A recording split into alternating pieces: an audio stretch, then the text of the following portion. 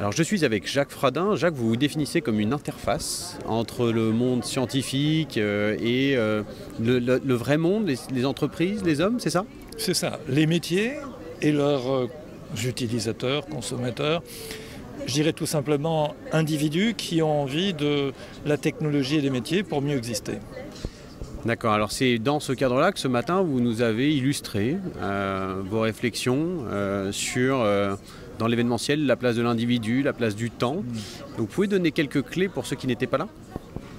Alors je serais tenté de dire que notre société évolue au départ, si je peux dire, de rituels partagés qui probablement aidaient à sortir du danger immédiat. Donc ces sociétés s'étaient structurées autour de réponses communes pour faire face à la survie.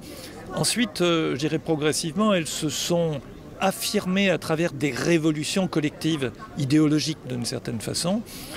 Je pense qu'aujourd'hui, on est au stade du retour au point de départ, c'est-à-dire qu'on redevient des individus, mais avec l'angoisse de la survie en moins, enfin pour certains d'entre nous, on l'espère en tous les cas que ça sera durable. Et à travers ce démarquement de la survie, on passe au sujet de la vie, de l'existence. Et à partir de là, la question de la réponse devient avant tout une question existentielle, une question personnelle. La technologie n'est plus une raison d'être libératrice, elle devient un moyen pour réaliser. C'est pour ça que c'est un échange permanent entre... Souvent, j'entends parler du monde de l'économie qu'on résume à des lobbies qui aliéneraient les individus ou les individus qui seraient en quelque sorte devenus des enfants assistés, etc. Tout ça, je pense, peut se réduire à travers un échange beaucoup plus constructif. Il y a des gens qui ont des aspirations et il y a des moyens que les technologies et les entreprises peuvent leur apporter. Si on est à l'écoute mutuelle, on s'apporte d'un côté du business, puisqu'on répond à des besoins, donc on a des réponses, et à l'opposé, on a du sens et des moyens, parce qu'on s'est rendu compte qu'on n'était pas des anges qui n'avaient pas de besoins immatériels, nous sommes des êtres incarnés, on doit assumer nos besoins, les concrétiser, donc la technologie nous aide, clairement, on s'en rend compte tous les jours, et à l'inverse, si elle n'était non plus qu'un moyen mais un pilote, ça perd tout sens.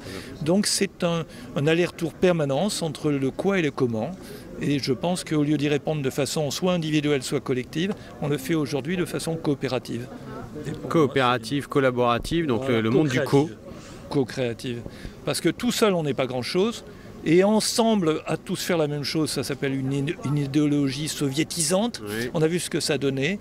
Je crois que le coopératif, ça résume un peu ce qu'on peut faire de mieux aujourd'hui. En tous les cas, j'en suis là. Alors, il y a une phrase que j'ai retirée de votre discours de ce matin autour de la transition que devaient vivre les organisateurs d'événements que nous sommes, nous ici, nombreux au congrès du site. C'était ce passage d'organisateur logistique au rôle de co-créateur d'expression. Un créateur de co-expression d'ailleurs, si je me souviens bien. Je pense que l'organisateur d'événements est peut-être dans une certaine mesure la première ligne du changement de société, dans la mesure où, si je peux dire, son événement est immédiatement évalué par le changement de comportement des participants. Or, le changement de comportement traduit leurs besoins. En fait, comme je l'évoquais, émotion, motivation, motion, action, d'un certain point de vue, s'il ne convainc pas, il ne se passe rien.